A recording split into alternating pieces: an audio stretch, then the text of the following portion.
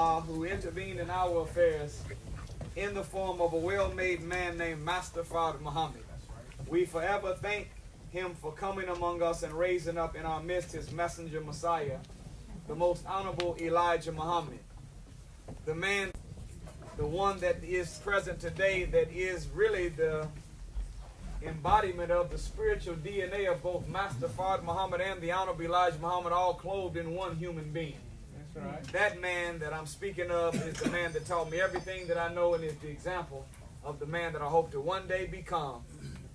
You know who that is, don't you? Yes, sir. The Honorable Minister Louis Farrakhan. Yes, sir. And I am pleased to announce to you, the believers, sympathizers, the supporters, the well-wishers of this most beautiful and dutiful man, that the Honorable Minister Louis Farrakhan is in good health, and he's in good spirit. Looking forward to seeing you at Savior's Day this year. Oh, praise God. All right. Well, this is kind of, we wanted to make this more of an open mic interactive session. We'll have a little more of a monologue tomorrow. Yes, sir. But I'm so excited and encouraged to be here with one of the bright stars in the constellation called the Nation of Islam, your brother and your student minister, Brother Abdul Haq Muhammad. We thank Allah for you, Brother Haq, and the laborers and the believers here of Muhammad Mosque number 25. And tonight, instead of doing a lecture, we thought that we would put out some cards and do a question and answer session. Is that all right with y'all? Yes, sir.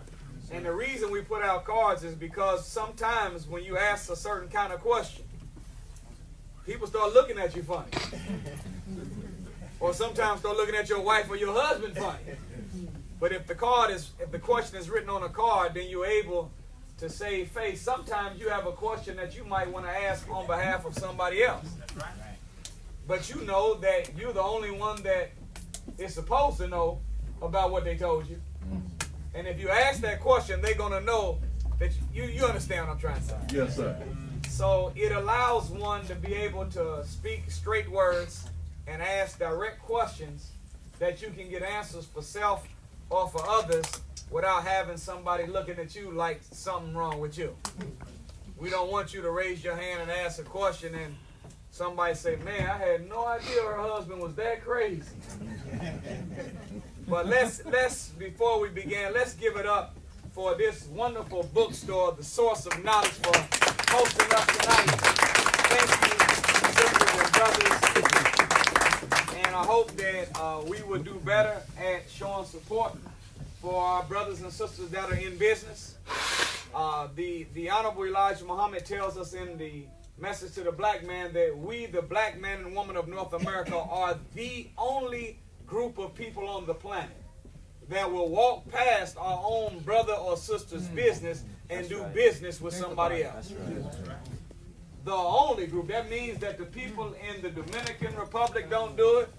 The people in Afghanistan, the people in South America, the people in South Africa, every other group of people has enough self-respect to look out for their own brothers and sisters before they spend money with somebody else. So hopefully you will take the economic mantra that helps make all groups thrive, and that is shop with your brother before you shop with another. Yes, sir. That means any good product or service that you're looking for, before you go and spend your money at Walmart or some other white business, find somebody that looks like you, that has that good product or service in your immediate environment where you live. And if you can't find someone in your immediate environment, go online and find somebody out of town that has it. Yes, sir. And be willing to drive a little bit farther and spend a little bit more to make sure you support somebody that looks like you. That's right. Can we do that? Yes, sir. So I'm asking that tonight, before you leave, take out your phone and put a reminder to come and support the Source of Knowledge bookstore, and put it on repeat at least bi-weekly. Yes, sir. Where you have it on every Thursday at 3 o'clock. It lets you know today's the day I'm supposed to go back past the Source of Knowledge bookstore and buy me something. If it ain't a book, get you some incense. If you don't want no incense or a book, just come and put a few dollars on the counter. But let's shop with our sisters and our brothers before we shop with others. Yes, sir. Can we do that for Yes, them? sir. Yes, sir. The reason why we put this format together is because right now, accidentally on purpose, I got 4 books out. This never was the plan. But as a result of positive peer pressure, y'all know what that is, right? Positive peer pressure. Yes, sir. People always kept saying, when you going to write a book? Why don't you write a book? And I actually had 3 or 4 people that have taken lectures that I've done, turned them into books, and sent me the book. And said, please, publish this. We made it. Just publish it. And I said, well, positive peer pressure, all right, we'll do it. And the first book that we came out with is titled Before You Say I Do. The most important decision you will ever make in your life, after choosing to believe in God, is the mate you choose to spend the rest of your life with. The mate you choose will either confine you to complacency, or they'll inspire you to grow into your greatness. Yes, sir. They'll either be your other half, or they'll make you half of yourself. Yes, sir. Does that make sense? Yes, sir. The Honorable Minister Louis Farrakhan said it like this. He said, a good relationship will bring out the best in you and make you more youthful. While a bad relationship will bring out the worst in you and cause you to age prematurely. So if you want to be young and strong, you got to have the right man or woman if you are a woman or a man. But if you want to get old real quick, you want to fall apart, and you want to become the worst version of yourself, and you want to make the new remix of the song, Living My Worst Life, then you just got to keep going back and forth with that brother or sister that you live with. I didn't say it. I didn't say that. So what hurt, sisters and brothers, is that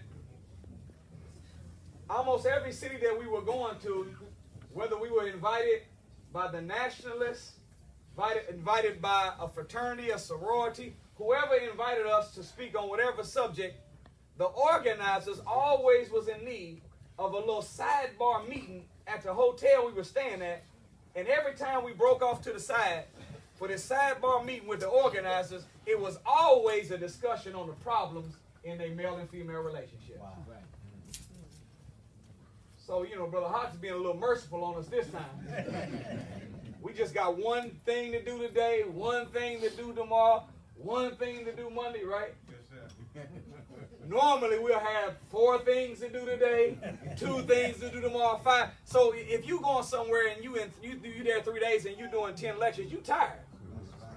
So I really don't have the energy to be off in no little, fake office in the little computer, I'm talking about the little business room, shutting the door, talking about it's unused right now. So what hurt me is that, see, when marriage is done right, your home becomes your spiritual recharge center. Right. Where you can unplug from this no good, wicked, white supremacist world that drains you every time you're out in it. And you can come home to a place of pure love where you can extract peace and power from it, recover from the hell the white man gave you, and go back out in the world tomorrow prepared to defeat the enemy and establish a legacy for your family. But what happens whenever you're drained from the white man's world, and then you come home and you're zapped again? You ever heard of burning the candle at both ends? Both ends? Yes, sir. You can do it. But what it does mean is that the candle is going to go away fast. And so it is with the spirit to fight, to build. So I said, man, if all of the organizers are out fighting in the world and then they're going home and they're getting zapped of their energy, and I'm going to say this for the brothers speaking on behalf of the men, the last thing that a man wants to come home to after fighting in this world is to have to go round 2 with his own woman. That's right. Talk about it. Only got 3 brothers that agree. What? No, I gave y'all alley-oop, man. I came down the court. Huh? You pointed up in the air. I see you. And then I come and I lobbed it. And you gonna catch it. Ooh. Go ahead, black man. And then land and dribble. And then shoot a layup. You supposed to catch that thing, windmill it. Go ahead. So I'm gonna show you how you watch when I talk about it. The last thing that a black woman wants to come home to after fighting in this world is to come home and find a man that ain't been fighting at all. That's how y'all supposed to do it. That's how y'all supposed to do it. Go ahead, brother man. Wake us up. So if all the people that are out here fighting for our people, striving to get justice, are burning the candle at both ends of the stick, then they don't even have the ability to be as effective in fighting for freedom, justice, and equality because they're being zapped at the house. Right. So I said, let me see, All right, number one problem is these relationships. And my number one problem is that I'm tired, so I don't feel like keep having these little sidebar meetings all the time with everybody. So I figured I would just do like the old doctor do. I would just write before you say I do, and then another one call after you say I do. And every time they come to me now, I can be like them old doctors say, look, take 2 of these and call me in the morning. And so far, by the grace of Allah, I ain't had nobody call us in the morning. They've been able to get enough medicine out of this to get them a good mate, or if they already picked a mate, and weeds have grown in their relationship, then they've been able to cut them weeds down and sprinkle some fertilizer on it and make the marriage back good again. Yes, sir. So that's how these came about. And then the other two, this is kind of like a synopsis of the teachings in a very user-friendly way called Let This Mind Be in You.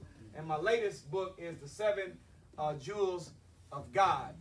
And on the back of this book, it says, a quote, "The true believer's goal is not belief in God, but to become the God we say we believe in." So in Islam, in truth, the way the teachings of the Honorable Elijah Muhammad is structured, this is the only true religion on the planet. Yes, sir. Because the definition of religion, prefix re, means to do again. Religion coming from the Greek, meaning to get to God. So religion is supposed to be a spiritual system that gets man back into oneness with God. Yes, sir. Yes, sir. But when you go to the church or the synagogue, the temple, or even the masjid, most of the goals of all other religion is to become a believer, a worshiper, a follower, an apostle, a saint, a disciple, or maybe a companion. But that's not the goal of religion. The goal of religion is to become God. That's right.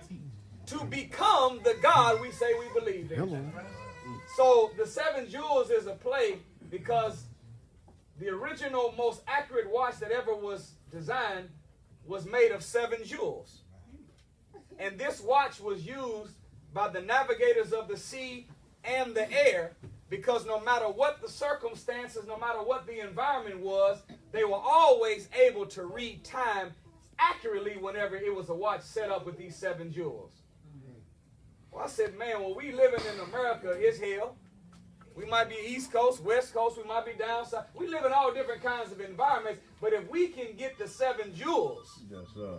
not of a watch, but of God, then no matter what environment we find ourselves in, we will be able to have an accurate diagnosis of the time and what must be done. So 7 jewels stands for who, what, when, where, how, why is God God, and which God is God.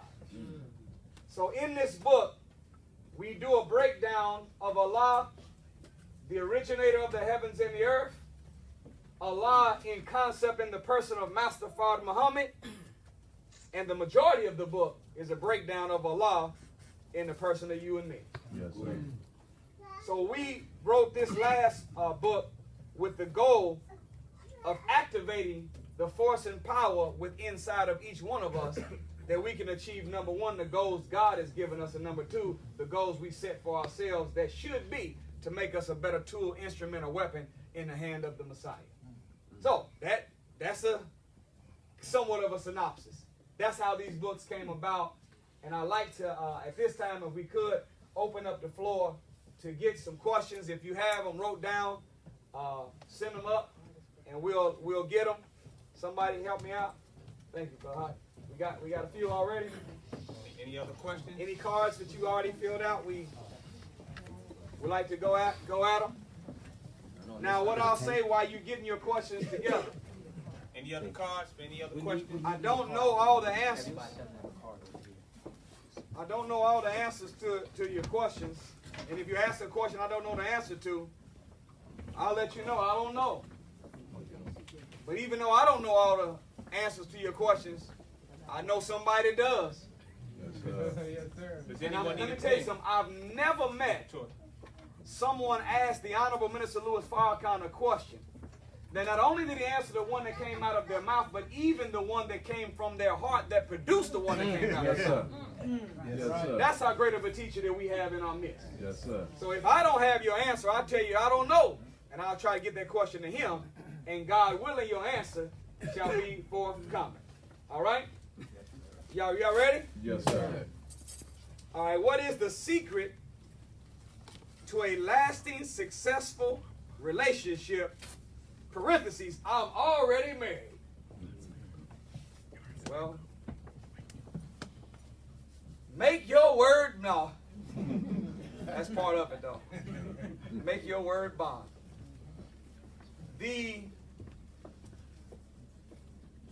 I got one more on there, too. I just keep it. All right. So, in the Holy Quran, there's a verse that has to be read in order for any wedding to be an official Muslim wedding. And that verse is Surah 4, verse 1. In Surah 4, verse 1, it says, keep your duty to Allah, by whom you demand of one another your rights. Then it repeats it. And keep your duty to Allah, by whom you demand or keep your ties of relationship. Now, what you notice in this verse is that there's nothing in the verse on what a man does for a woman or what a woman does for a man. The verse is talking about what the husband and the wife do to please Allah. And it says, keep your duty to Allah, by whom you demand the ties of relationship. Well, another word for tie is glue. Glue is a bonding agent. When you have adhesive, the maker of an adhesive makes a bonding agent based upon the nature of what it plans on holding together. So you can't use the same bonding agent that keep metal together on plastic. Because to keep metal together, the process of keeping it together is called welding, which is the application of heat and solder. You put heat and solder on paper or on plastic, you're going to catch it on fire. When you go to the store, based upon the nature of the wood, the plastic, the nature of the metal, the nature of the things you're trying to hold together, there has to be a bonding agent that takes that into consideration. Well, what Allah is saying to us is that the bonding agent that keeps a man and a woman together is not how good that woman's massages are or her meals are, or not how much money that man makes, but how much the two strive to please Allah. Yes, sir. That's the adhesive Yes, sir. that keeps you together. So number one, how do you make a long-lasting, successful relationship? Number one, live a life to please Allah, who's called Al-Ali, the Most High God. When I was coming up, whenever I was learning how to set goals, my mother used to say to me that if you shoot for the stars, you always at least make it past the moon. We, husbands and wives, are not the Most High. Allah is the Most High. Yes, sir. So if our goal is to please the greatest object in the universe, surely we'll satisfy one another. Yes, sir. Does Does that make sense? Yes, sir. Yes, sir. Secondly, in 2012, there was a episode on the Today Show where they went around the world interviewing couples that were happily married for 60 plus years. I didn't say just legally married. Because y'all know we got some of them in our family. Yes, sir. Oh Lord, this is on Instagram Live. I'm gonna go ahead and say it. My grandmother and grandfather on both sides don't even live in the same house with each other. Well, one of my grandfather and grandmother, they're not together, but they're happily married. And when they interviewed them, they found what they were looking for. They called it the longevity ingredient. And the longevity ingredient that was universal among all couples that were happily married for 60 plus years is that those couples were friends with one another. So friendship is the longevity ingredient. See, when you are the friend, or let me say it like this, when your wife is your best friend, or your husband is your best friend, that means you don't just love them, you like them. Right, right. Some people love each other but don't necessarily like each other. When you like each other, when you want to be around them, you have fun with them. So if you want to keep your relationship lasting long, number one, live a life striving to please Allah, the Most High God. Yes, sir. Number two, stay friends with one another. And work on becoming best friends of one another. Like each other, not just love each other. That make sense? Yes, sir. How to have a happy family, happy and respectful children. Well, good luck. You let me know when you figure that out. No, I can't prove it. I can't prove it, but my non-scientific observation, and tell me if raise your hand if you have children. Raise your hand, keep your hand up if you have any children that ever went through teenage years or are in teenage years. Now tell me if my non-scientific analysis is accurate.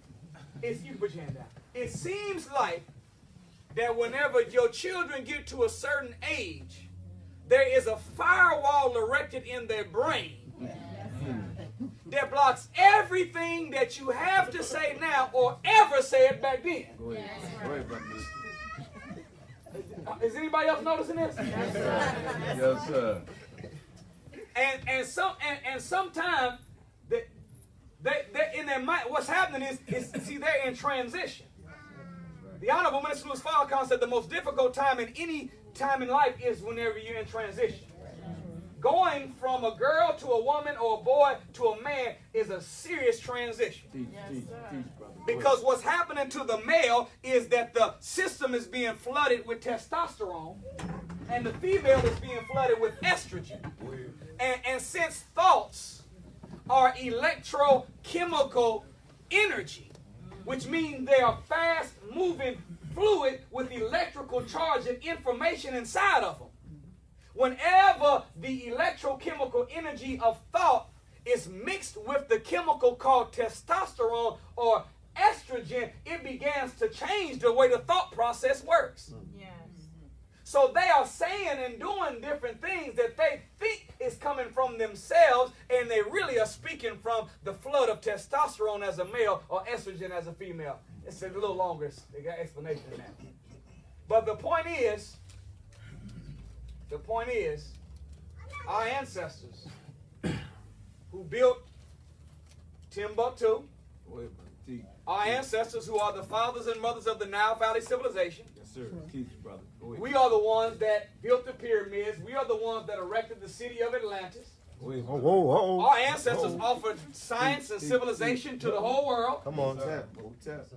And one of the axioms or the laws that governed us is that we had a saying, Hillary Clinton didn't invent it. It takes a village to raise a child. That's right. Hillary Clinton stole that That's right. from an African proverb. Wait. Why did we use the language, it takes a village to raise a child? Why not a good mother and a good father? Why do you need the whole village?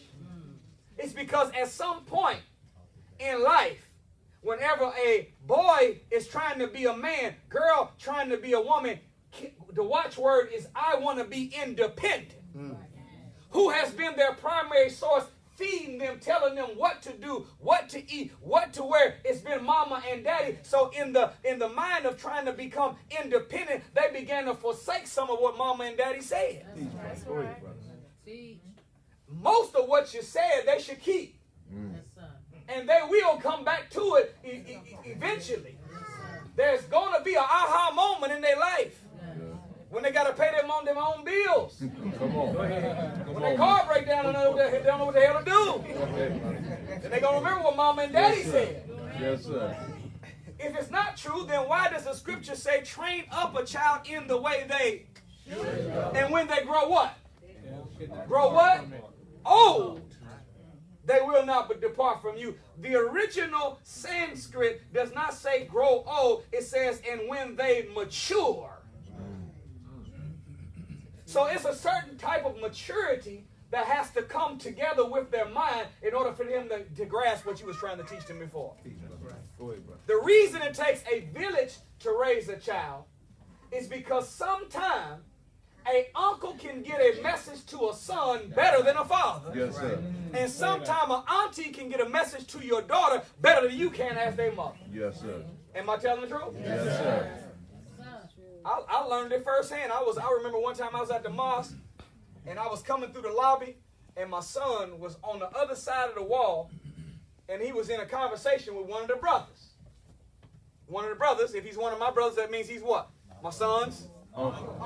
See, that's the village concept. See, if we are all brothers and sisters of one another, then if I'm your brother and you're my sister, my son is your nephew, your daughter is my niece. That's right. So I don't go and talk about you behind your back and talk about what your children posted and what your daughter had on. No, that's my niece. Yes, sir. That's my nephew that I smelled that weed on. Yes, sir. I ain't going to go tell everybody that so-and-so's son is out there getting blasted. I'm going to tell him, look, man, stop getting blasted. That's right. But my son was around the corner talking to one of the brothers. And the brother was telling him, my son, the same stuff I've been saying to him. Right. And to be honest, I was saying it better than he was saying it. Yes, sir. But lo and behold, I'm listening to my son on the other side of the wall. He's like, that's deep. I never looked at it like that. My first thought was, man, who this, man, you? I started coming around, and then I stopped. I said, you know what? You can get a lot done when you don't care who gets the credit. Right. That's right. Say that. That's right. See, it's vanity Yes. for me to want my child to be what they're supposed to be only if they're listening to me. Right, right. But if I'm sincere, my goal is I want my son to be the best soldier he can be. That's Yes, right. sir. If it means he got to get it from an uncle, then so be it. Yes, sir. Right. Yes, sir. So the way that we can make a happy, respectful children and a happy family is going to take more than a good mother and a good father. It's going to take the aunties and the uncles.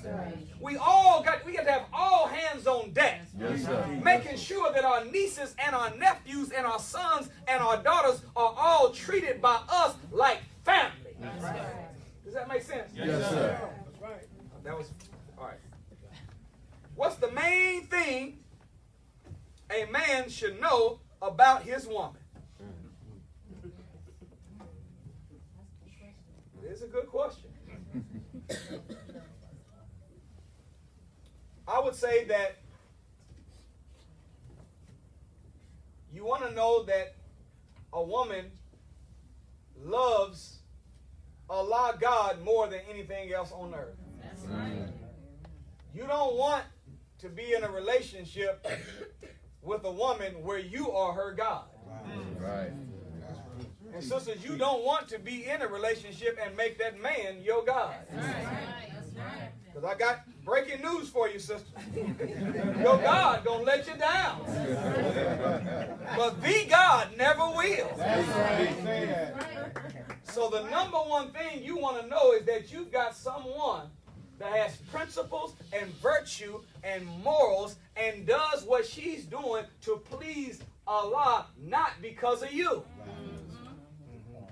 You want to know that if as a man, if I die on the battlefield and I'm gone, I want to know that I've left my children with somebody that's going to keep them plugged in to the God I believe in. Yes, sir. And the cause I gave my life for. Yes, sir. And that you're going to make sure that they know that their father gave his life for a cause, so you owe your life to that same cause. Yes, sir. Does that make sense? Yes, sir. I would suggest this too. As a man and a woman, the Honorable Minister Louis Farrakhan gave us a formula on how you can determine whether someone is compatible for you or not. As a man, before you ever get married, let's rewind it. As a man, before you ever court any woman, you should have already made a list of what an ideal woman looks like to you. Go ahead, brother. As a woman, you should have already made a list of what an ideal man looks like to you. And whenever you're courting someone, interviewing them, you don't tell, the last thing you want, don't you dare tell them. Well, let me tell you, sister, this is what I'm looking for. Because she going to be all that until. Yes, sir. Yes, sir. And the same with the brother. Yes, sir. But you got to keep your list in your mind. And as you're going through the courtship process, as you're having dinner, engaged in conversation, you're constantly, oh, yep, he's a patient man. She's a disciplined sister. I see. Yes, she's very clean. You keep, and the Honorable Minister Louis Farrakhan said that if you meet a man as a woman, and he's already 70% of what you're looking for in a man, you can marry him because you're compatible. Y'all can work on the other 30%.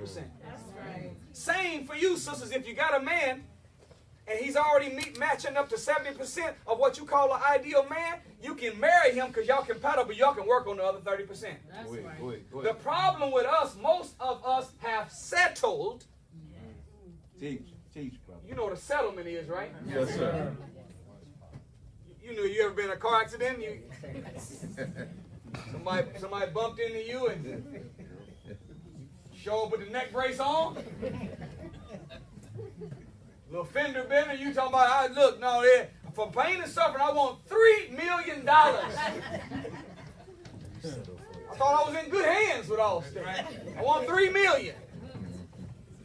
Then they send you back. Sir, all you did was jammed your finger. I'll give you $1,500. Wait. When you write back and say, I'll take it, that's a settlement. That's right.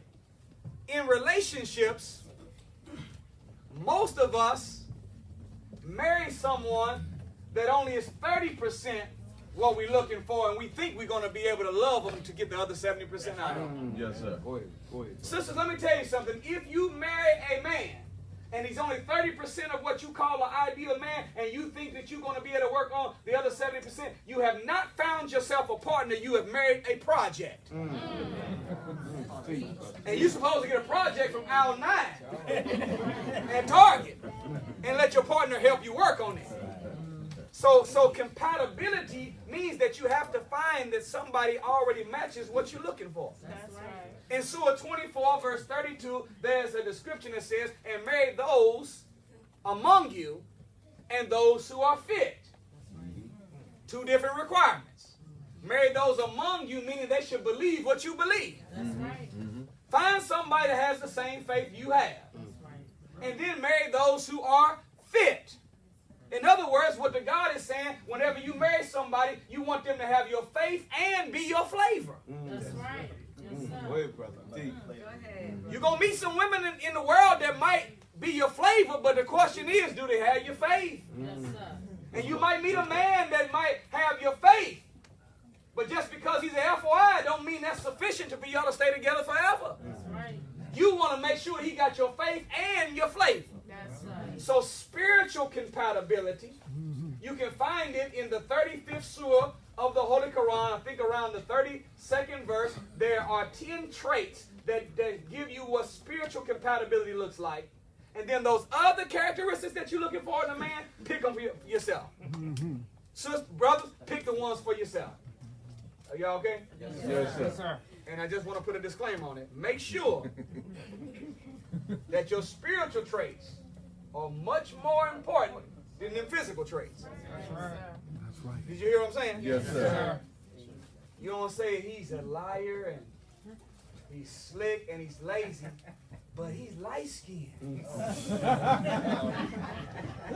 Hello. Huh? Wow.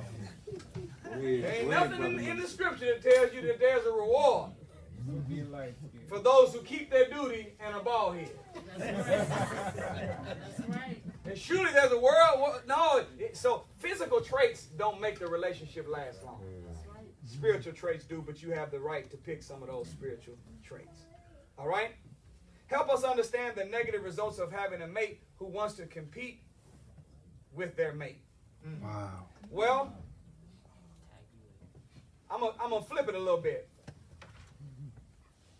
The Honorable Minister Louis Farrakhan said, it is in the nature of a woman to want to equal herself up to her man. Did y'all hear that? Yes, sir. Now, the vying, see, the Quran says that we're supposed to compete. Right? That's right. It tells you what you should compete for and the spirit of how you should compete. It says, and vie with one another for the forgiveness of Allah. Right. So we're supposed to be in competition with each other, Righteous competition. but it's righteous competition. And what makes it righteous is that I'm vying to be more forgiven by the God I believe in. Yes, sir. So I'm vying to become righteous. And then it says, and vie with one another in righteousness. Teach, brother. So the goal is I'm competing for the forgiveness of Allah, and the spirit I'm doing it in is in righteousness. Does this make sense? Yes, sir. One of the worst things that we could ever do is start competing with one another for the same objective that's outside of the forgiveness of Allah. See, how can I say this? Greatness doesn't come from being better than your fellow man. Greatness comes whenever you are better than your former self. The real competition that should go on is not competing with your peers, but competing with your own past. The nature, the innate purpose inside of man is to grow. So it's the nature of us to want to get better. So compete with your past, not your peers. Don't strive to be so much better than your fellow man. Strive to be better than your former self. Yes, sir. And if you are in a relationship with a man or a woman, then you all are supposed to be teammates. Y'all have an opponent. You have goals and objectives, and you all are making your individual contribution to make sure that the goal and objective is complete. What would you look like being on a team and you're more concerned with your individual stats than the team actually winning? I seen a brother about 5 years ago that was playing for UCLA, and he was the star on the team, and they ran a play, and they were, you know how it is when you're in college, you win, you stay, you lose, you go home. They were on their way to the next round, and the brother was Shabazz. Shabazz, I think his name was Shabazz Muhammad. He was on the court. He was on the court, and because he was the star, I'm assuming that the play was for him. They got running the play. Time was running out. He didn't get the ball. Didn't get to take the shot. So his point guard got the ball, couldn't get the ball to him, took the shot, hit, and they won. The whole team was celebrating. But I looked over at Brother Shabazz, and he was over there like this, mad that he didn't get to individually. Do you understand what I'm trying to say? Yes, sir. So whenever you married, you all are teammates. Teamwork makes the dream work. So be on teams with each other. Don't compete against each other. Are y'all okay? Yes, sir. All right. Go ahead, brother. I'm gonna make these answers a little shorter this time. I'm gonna have to use my table over here, y'all. When married to an FOI and you're not an MGT, are you unevenly paired, or is it possible to be equally paired? Well, it is if you all are believers. There has to be the problem with being married to somebody that believes in something different than you is that whenever there's a dispute or disagreement, you all have two different sources that you lean on for a higher idea. Does that make sense? Yes, sir. See, if I'm a Muslim and I'm married to someone that's not a believer, and we in an argument going back and forth, and I say, well, honey, the most honorable Elijah Muhammad said so forth and so forth, and then she says to me, well, Elijah Muhammad ain't none of my messenger. You got a problem. Go ahead, brother. I don't know nothing about what no Muhammad said, but Joel Osteen told me. That's right. Well, that'll be a hell of a comparison. Divorce. But so there has to be an agreement that you all are going to respect the word of Allah, and you have to agree that the word of Allah is not just limited to what came from the 24,000 prophets that have lived in the last 6,000 years, and the 130 or some odd prophets in the Bible, and the 80 prophets that's in the Quran. But you have to accept that there is a messenger of God on scene today. Yes, sir. Yes, The sir. same way that God raised a messenger to guide a people yesterday, he raised the most honorable Elijah Muhammad and his twin, the Honorable Minister Louis Farrakhan, to guide us today. Yes, sir. Go ahead, brother minister. So you're not getting ready to tell me what Matthew, Mark, Luke, and John said, and then I tell you what Farrakhan said, and you don't accept it with the same respect. Go ahead. Right. Come on. If I'm going to respect what you say from Matthew, you're going to have to respect what Muhammad said too. That's right. And if you have the same higher source that you can rely on, then there's a possibility that you all will be okay. You all can still be believers and make it into a healthy relationship.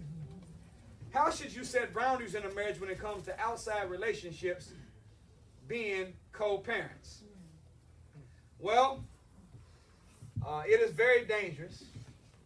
I learned a long time ago that men and women cannot be friends with one another forever. When males and females are friends, it always leads to something else. So anytime you got a man and he's talking to other women and he's saying, these are just my friends, they might be now, but they won't be forever. Islam is The weird. male and the female, because all that's going to happen is they're going to say the wrong thing at the right time Go ahead, brother. to the wrong person. That's right. And the next thing you know, they're going to be doing the wrong thing at the wrong time, at the wrong location. Okay, I'm going to leave it alone. Yes, sir. Yes, sir. Go ahead. So as a couple, there shouldn't be interaction with the opposite sex, except brother to sister, sister to brother. See, if you really are sincere, then you'll make sure every time you're talking to the opposite sex that you put brother and sister in front of their name every time you talk to them. Good teaching. Good teaching. Because what it does is it checks their thinking, That's right. where they don't misplace your kindness Yes, sir. or your smile or your compliment or your concern. I complimented a sister one time at the gym for her workout regimen. And after I complimented her, she smiled, blushed, and started looking me up and down. And I was like, this is, I'm going to have to run. That was not what I meant. And I never did it again. Because we live in a world where we don't see nobody doing nothing without having some ulterior motive. Go ahead. Everybody working an angle. Go ahead, brother. Teach. So if I'm complimenting you and you the opposite sex, it shouldn't go to your head where you think that means that I really want you. Right. That's right. I meant what I said. So it's very dangerous to interact with the opposite sex. I would suggest don't do it. Don't do it. Let your wife represent you to other women. Let your husband represent you to other men, and keep your title brother and sister in front of the people's name when you talk to them, and then check their thinking while you're communicating with them. Yes, So sir. those are the boundaries. Of course, when you're dealing with co-parenting, you have to communicate with the mother of your children. But I would suggest the same formula. Put brother on their name. Put sister on their name now. It reminds you and it reminds them that that's what we are. We're co-parents, we're not couples. That's right. Does that make sense? Yeah. And the worst thing you ever can do as a man is tell another woman about your woman when you got a problem. And the worst thing you can do as a woman is tell another man about your man whenever you got a problem with them. Talk to them directly. What do you do in a marriage when your mate doesn't come to the mosque like you or strive to be a better Muslim like you, especially if you are a Muslim sister? Well, you have to, hopefully, they'll be able to come out of the season that they're in. They must be at a fall or winter in their faith.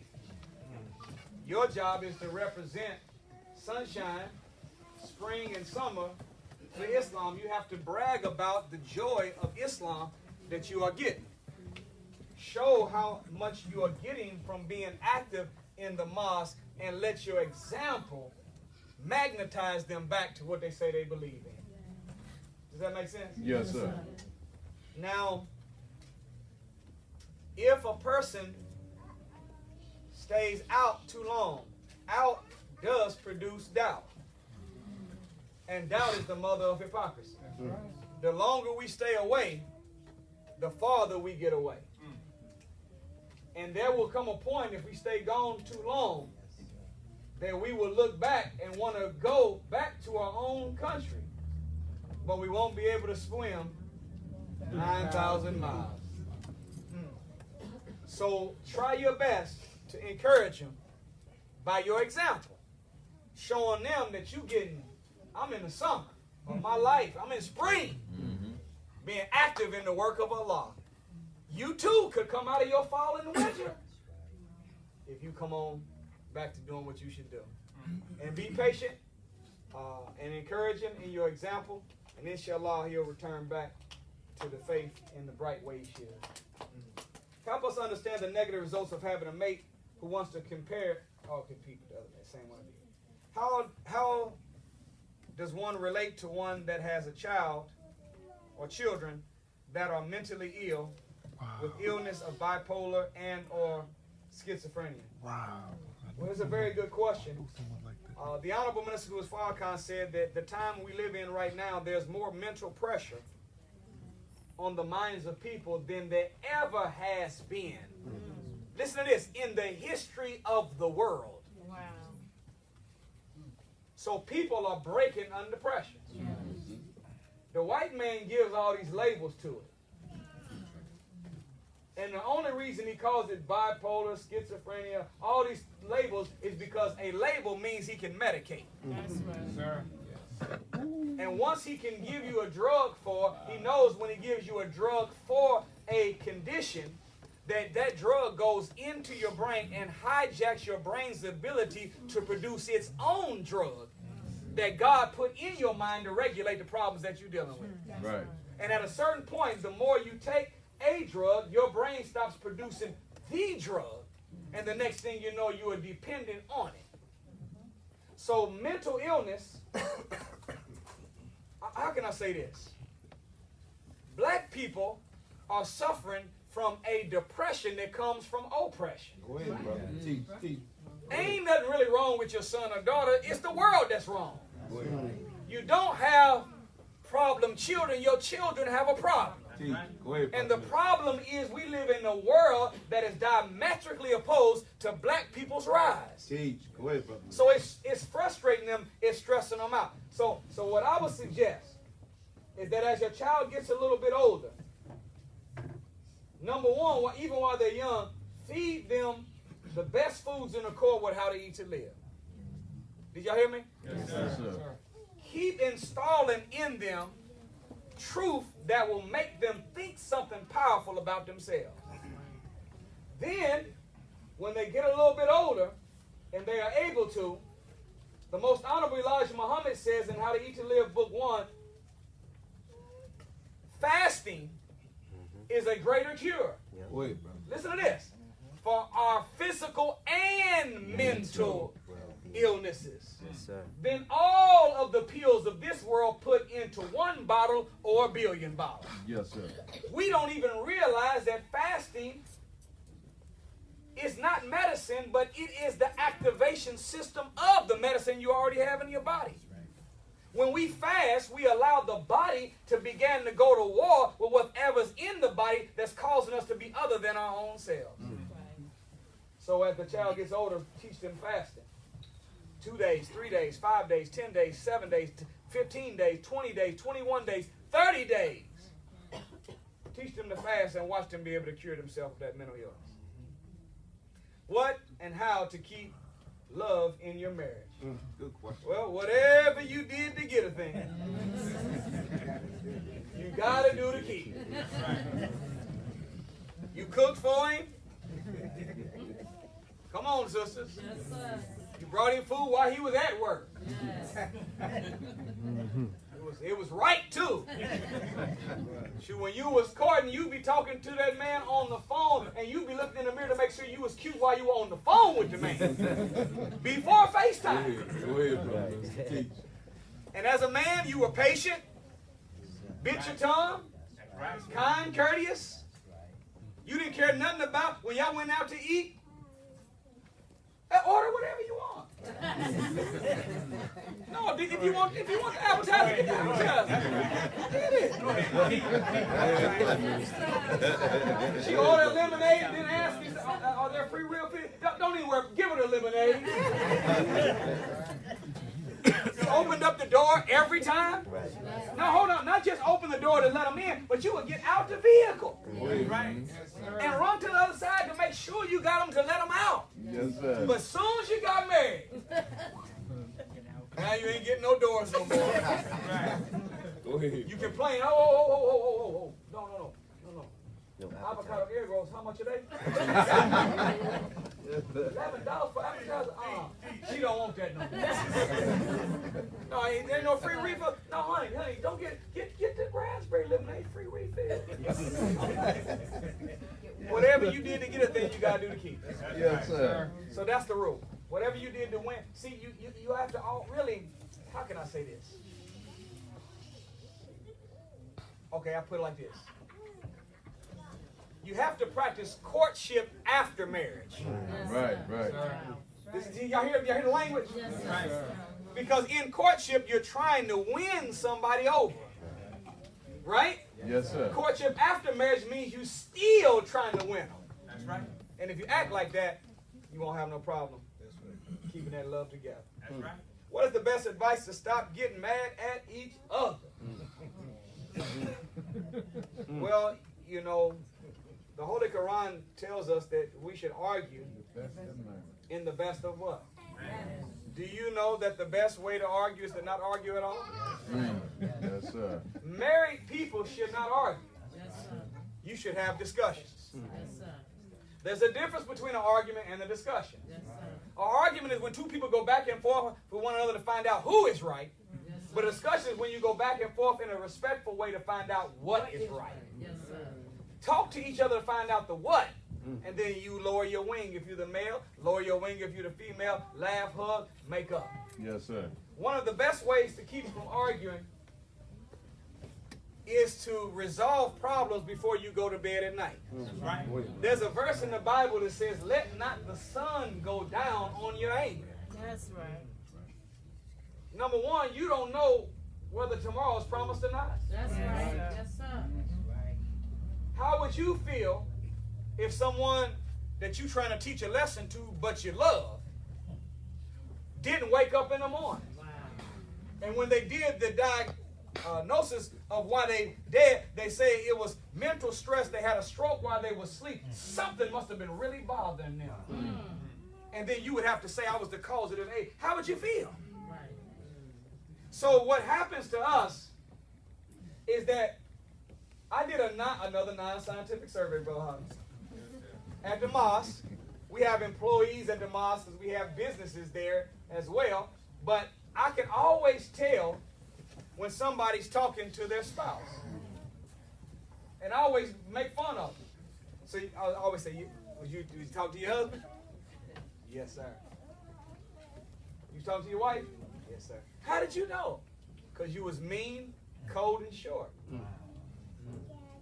You kind to strangers. Yes, sir. Courteous and respectful when you're talking to people that you don't even know. Right, right. Who said do unto others as you would have them do unto you? It's a golden rule that you're only supposed to use on strangers. Ain't no footnote under there. We're supposed to treat each other the way we want to be treated. That goes for husband and wife, wife to husband, father to children, mother to child, child to mother, child. It goes, it's universal. Yes, sir. But we treat strangers better than we treat one another. So whenever you don't let the sun go down on your anger, you don't wake up on 7 already. See, when you got unresolved issues, every morning you wake up, you're already on 7. All it takes is one little incident, and it's easy to go from 7 to 10. Yes, sir. And now you back arguing and cussing each other out again. Go ahead. But if you resolved it, you wake up on 1 or 0. And if something happened that was a 3 that produced a conflict, going from 0 to 3 ain't going to hurt that much. It's just a discussion. That's right. So staying friendly with one another will keep that from happening. How do you maintain a healthy marriage when the man is never present? Well, there has to be time given, and what I would suggest to us as men, we will say to each other that it just ain't enough time in the day. That's why I can't do everything I need to do. There ain't enough time in the day. The real truth is, there's not enough day in your time. We don't have a time problem. We got an energy problem. If you had more access to more energy, which means in order to have more energy, guess what you got to do? You got to be mentally healthy and physically healthy. And whenever you are not burdened with anxiety and grief and depression and stress and you're not frustrated, when you don't have that mental drain on you, you got energy available. And whenever you in good health, you got energy. So whenever a man is out doing whatever he has to do, and when he comes home, he don't have no energy to do nothing but sit down in front of there and exercise supreme authority with the remote control. What? And all we do is sit in our chair and flip channels till we fall asleep, eat, whatever. No, you gotta put some time in. Yes, sir. So I'm use myself as an example. I normally teach in 50, 60 cities a year. And in every city we go in, it's 3, 4, 5, 10 lectures at a time. Plus, I have a mosque at home. Plus, I have an online business that we do orders every single day. And you see I got books. Plus, I have 3 children. And I'm married. Teach, brother. And on top of all that, I'm poor. So you know when you're poor, you got to get creative. So I learned, and what I do, and my brother Lamar, he's with me everywhere I go. He'll see me sometime, and when we getting off the plane, I'm through. But I'll tell him, let me stop at the coffee spot real quick. And I'll be down there drinking a coffee while we in baggage claim. Just so when I show back up at home, what? I just got me 24 ounces of Dew fluid. I may not have no energy for real, but it feels like I do right now. Go ahead, brother. And I can't prove it, but I think they putting crack in Starbucks. I can't prove it. That's the only reason why everybody's addicted to it. But I always sit and I always do something to get my energy level back up, to make sure I got some energy for my family.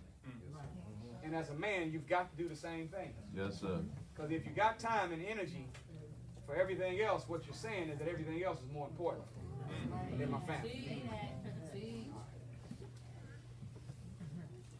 How important is it for the man to learn how to emotionally connect with his wife? Well, the Holy Quran says to the men in the 7th surah, it mentions that men are the maintainers of women. Do you know that the Honorable Minister Louis Farrakhan said that maintenance means upkeep, or to keep in the form you found it in? See, as a man, you should be studying your wife. And if your wife, when you married her, she was happy all the time, now she's sad all the time, something's going wrong. If when you married your wife, she took pride in her appearance, now she doesn't care how she looks no more, something's going wrong. That's a sign that the flower is not being properly watered. Are y'all with me? Yes, sir. So maintenance is not just financial. That's right. Exactly. It's also physical. Yes, sir. It's biological. It's mental. And it is emotional. You say, well, how do I emotionally maintain somebody? First phase of emotional maintenance is to be a good listener. That's right. Men work things out by thinking it through. Women work things out by speaking it through. So your nature as a man is you like sitting quiet, thinking it all the way out. That's right. Coming up with a solution so that you can execute, solve the problem, and keep your ego intact. That's right. But women communicate, they verbalize, Yes, sir. they talk out. Yes, sir. Okay, y'all still don't understand. Look at the story of Adam and Eve. Look at how the serpent or the devil got the woman and got the man. It was two different processes. Teach. The serpent spoke to the woman. Is that right? Yes, sir. So the methodology that the serpent used to get the woman was by communication. Brothers, have you ever been in the mall walking and you see a real beautiful sister with a real ugly brother? You want to know what's going on? It's a strong possibility that he know how to listen and he know how to talk. Okay, I'm going to leave it alone. But whenever Eve went to Adam, she showed him the fruit. So the man was captured by the eye, and the woman was captured by her ear. Does this make sense? Yes, sir. So men can't handle. Okay, I'll leave it alone. Y'all understand what I'm trying to say? Yes, sir. So till we get to the end. All right, yeah, we gotta wrap it up, y'all. Okay, I got 2 more questions. Then we gonna sign some books, and y'all come tomorrow. Yes, sir. Yes, sir. We're gonna have a good day tomorrow. That's right. We gotta make sure they don't go past the hour, because if it goes past the hour, they're gonna cut us off. So before you get to an hour, stop it, okay? All right. So emotional maintenance starts from listening as a man. Y'all got that, brothers? Yes, sir. You gotta Yes, listen. sir. All right. What is black love? Mm. It's original love. Plain and simple. Come on. Because black is not a color. That's right. Black is the essence from which all color comes from. Yes, sir. So what is black love? It's the original love. Root love that started with God and his second self. Yes, sir. All right, last question. How do you, I already got this one. Oh no, how do you set boundaries for your children's parent when you're married to someone else? Here we go again. Blended families. Kind of hard to blend steak and blueberries. Real difficult to blend a pork chop with some bananas. Sometimes those past relationships, we're dealing with stuff that's not compatible. So you only have to communicate with them in a strict way. Yes, sir. Unfortunately, the minister said he doesn't like the term stepfather or stepson or stepdaughter. He said because every time I hear somebody use the word step, it always has meant a step down. We never refer to somebody as a stepdaughter or a stepson or a stepfather or stepmother if it's not a step down from the mother, father, son, and daughter. So a child by someone else that you have living with you, they're going to always have love and respect for their biological relatives. So the Quran advises us to operate kind of like a big brother, more so than the dictator as a father. So as a man in a home, when there's a child there that has a different father than you have to try the indirect approach and communicate through the biological mother to get your message to the child. Y'all with me? Yes, sir. Do you know that child is going to figure out that you are doing it and that you're doing it out of respect for them? And at a certain point, you're going to be somewhere, and whenever they are in front of their friends, they're going to say, "This is my father." And at that point, you will know that you didn't demand respect, but you have commanded it by cooperating. Right. And now you have earned out of love from someone a title, not because you had a blood connection. Try it out, brothers and sisters. Yes, sir. So with all that said, we got to wrap it up. Yes, sir. Thank you all so much. Assalamu alaikum. So what do you want me to tell everybody? I'm going to go sit at the table? Well, we have, we're going to get a bigger table? No, we got enough. We got